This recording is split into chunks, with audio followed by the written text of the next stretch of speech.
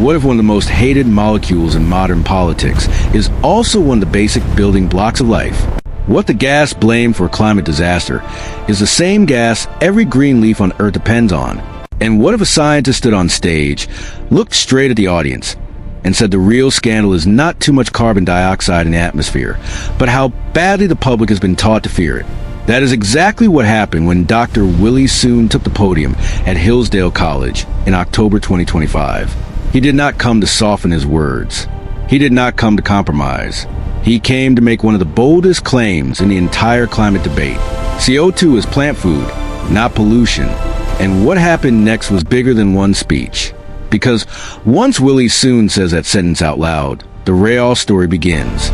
Not just what he said, but why he said it, what evidence he believes proves it, and why so many scientists say he goes too far. Series Science YouTube Hillsdale College. Willie Soon has spent decades as an outsider inside one of the world's most elite scientific environments. Born in Malaysia and long associated with the Harvard-Smithsonian Center for Astrophysics, Soon built a career studying the sun, climate variation, and long historical patterns in Earth's environment.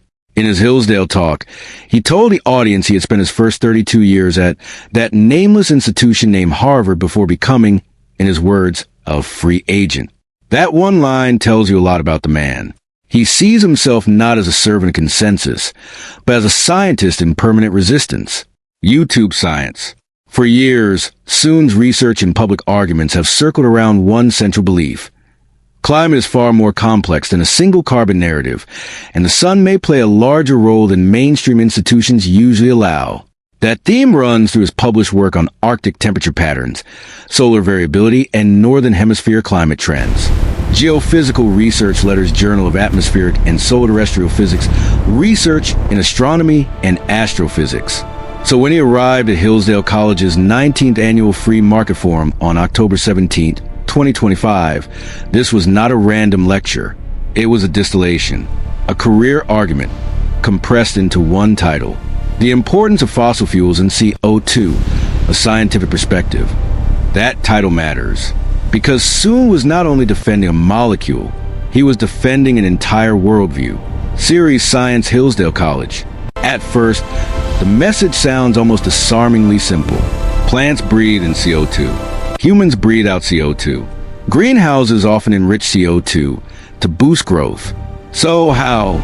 Soon asks, did the public get trained to hear the word carbon dioxide and think poison? In the talk, he leans into that contrast hard. He quotes legal language, jokes about frisbees and flatulence, mocks the idea of taxing the air, and says calling CO₂ a pollutant is a corruption of plain language. He tells the room that plants do not call CO₂ a pollutant. They call it dinner. YouTube PDF slides. Now pause here, because this is where Soon becomes so effective on camera. He begins with something almost nobody disputes. Carbon dioxide is essential for photosynthesis. That opening feels obvious, safe, common sense. And once the audience accepts that first step, he takes them somewhere much more explosive. If CO₂ helps plants, if the Earth is getting greener, and if climate is mainly driven by bigger forces like the sun and water vapor, then maybe the entire political war on carbon is built on fear instead of truth. That is the seduction of the argument. It starts with biology. Then it moves into civilization itself. Energy, farming, freedom, human flourishing. And suddenly the molecule is not just chemistry anymore. It becomes a moral symbol. A line between what Soon calls science and what he believes is propaganda. Here's the part that gives his argument real power. Some of what he says rests on observations that major institutions also acknowledge. NASA has reported that from a quarter to half of Earth's vegetated land showed significant greening over recent decades, and that model studies attribute about 70% of that greening signal to CO₂ fertilization. That is real. It is not fringe. It is not invented. Higher CO₂ can stimulate photosynthesis and improve water use efficiency in many plants. NASA Science, NASA Goddard. The IPCC also accepts an important part of this picture. In its sixth assessment, it states with high confidence that increases in atmospheric CO₂ raise land carbon storage through CO₂ fertilization of photosynthesis and increased water use efficiency. In other words, The mainstream scientific assessment does not deny that extra CO2 can help plants. IPCC, that matters.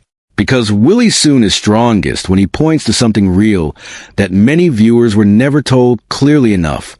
Yes, CO2 can benefit plants. Yes, parts of the earth have become greener.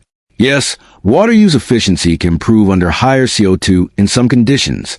So let me ask you a direct question. If that part is true, why does the public conversation so often sound like carbon dioxide has no biological upside at all? That question is one reason Soon keeps drawing audience. He is not challenging a weak story. He is challenging an oversimplified story. And people can feel the difference. But this is also where the conflict gets sharper. Because mainstream institutions do not stop at CO2 helps plants. They say that is only part of the story. NASA's own explanation adds that while rising CO2 can support greening, it is also the chief driver of modern climate change, and those plant benefits may diminish over time as ecosystems adjust. The IPCC adds even more caution. Nutrient limits, drought, heat stress, and changes in the water cycle can weaken the land sink, and the fraction of emissions absorbed by land and ocean is expected to decline as concentrations rise. NASA Science IPCC. And that is the whole battle. Right there, Soon says the benefit side has been buried. The mainstream says he takes a real benefit and stretches it into a sweeping conclusion the evidence cannot support. At Hillsdale, Soon tries to push past that mainstream caution. He argues that CO2 is not the climate control knob people have been told. He emphasizes the overwhelming energy coming from the sun, the large role of water vapor in clouds, and a climate system that he says cannot be reduced to carbon dioxide alone. He cites his own long-running research focus on solar variability and also points to studies he interprets as showing a slowdown in greenhouse effect growth. YouTube PDF slides. This is not new for Willie Soon. For years, he has argued that solar influences deserve far more weight in climate explanation than they are given in mainstream assessments. His 2005 paper in Geophysical Research Letters linked Arctic-wide surface air temperature variation to solar irradiance. His 2013 paper with David Leggett's examined equator-to-pole temperature gradients in relation to total solar irradiance. And a 2021 review co-authored by Soon framed the sun's role in northern hemisphere temperature trends as an ongoing debate. Geophysical Research Letters Journal of Atmospheric and Solar Terrestrial Physics, Research in Astronomy and Astrophysics. To supporters, that persistence looks like courage. To critics, it looks like a scientist refusing to accept where the larger body of evidence has gone. And this is where the documentary stops being about one molecule. Now it becomes about credibility. Who gets to define scientific reality? The dissenter with a sharp argument? Or the institutions with a broader consensus? There's another reason Willie Soon remains one of the most controversial figures in this space. It is not only his conclusions, it is the reaction to how he operated inside the climate debate. In 2015, Science reported that documents obtained through public record requests showed Soon had received funding from fossil fuel interests and that some of those relationships were not always disclosed in technical publications. The article said the Smithsonian launched an inquiry into his disclosure practices, while journal editors and outside critics raised conflict of interest questions. Science. That controversy did real damage to his public standing. For critics, it became proof that Soon was not simply a contrarian scientist, but a politically useful contrarian scientist. For supporters, it became proof of something else, that challenging powerful climate narratives comes with a target on your back. And here is what makes the Hillsdale speech so intense. Soon does not speak like a man trying to repair his reputation. He speaks like a man who believes history will vindicate him. That confidence is part of his appeal. It is also part of what makes people distrust him. So ask yourself this. When a scientist is controversial, do you dismiss him faster? Or do you listen harder? Because viewers watching Willie Soon usually split into two camps almost immediately. One side hears a truth teller. The other hears a skilled dissenter who starts from a true statement. CO2 helps plants, and then leaps past what the full evidence allows. That tension shows up even in one of the studies Soon leans on. A 2016 scientific reports paper discussed a slowdown or hiatus in the growth of the atmospheric greenhouse effect beginning in the early 1990s, largely tied to cloud changes and natural variability. But the paper did not say rising greenhouse gases have no warming effect. In fact, it explicitly stated that increased greenhouse gas emissions have enhanced the greenhouse effect since the Industrial Revolution. That distinction is crucial. Nature, and that is often the story with Willie Soon. He finds real complexity. Then he drives it toward a much bigger conclusion. Sometimes that makes him look visionary. Sometimes it makes other scientists say he is overselling the exception while underselling the trend. Even the newest greening discussions contain that same split. A 2025 Nature Reviews Earth and Environment piece reported record-high global vegetation greenness in 2024, with 67.7% of vegetated land showing greening, but also stressed multiple drivers, including precipitation and human management, and noted that about one-third of vegetated land showed browning, largely due to hot, dry conditions. Nature.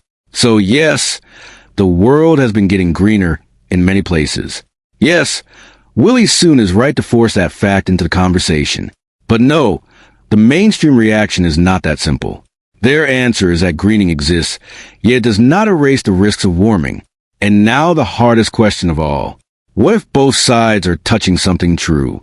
What if Willie Soon is right that modern audiences are often taught a flat, cartoon version of CO₂? And what if the institutions are also right that a gas can be biologically useful and still climatically dangerous at larger scales? Can your mind hold both ideas at once? Can you admire the courage of a dissenter without surrendering your skepticism? Can you hear the phrase CO₂ is plant food and still ask, plant food, but is that the whole story? That is the test Willie Soon puts in front of every viewer. Not just whether you agree with him, whether you are willing to follow the argument all the way to its consequences. At Hillsdale College in 2025, Willie Soon did what he has done for years. He refused to speak in halftones. He took one sentence, CO₂ is plant food, not pollution, and turned it into a challenge against climate orthodoxy, energy policy, and the moral language of the modern environmental movement. That is why people keep watching him, because he does not merely present data. He presents a confrontation between life and fear, between sunlight and control, between consensus and dissent. Whether history remembers Willie Soon as a courageous scientific rebel, a stubborn contrarian, or something more complicated than either label, one thing is already certain. He knows exactly how to force a question into the public square that will not go away. If carbon dioxide feeds the green world around us, where exactly does benefit end and danger begin? So now I want to hear from you. Did Willie Soon make a scientific correction the public desperately needed? Or did he take a true fact about plant biology and push it far beyond what the wider evidence supports? Comment below with your view. If you want more fact-grounded Willie Soon research breakdowns, more full documentary scripts, and more deep dives into his arguments and the scientific reaction to them, subscribe now. Because in the battle over Willie Soon's ideas, the next question may be even more explosive than the last.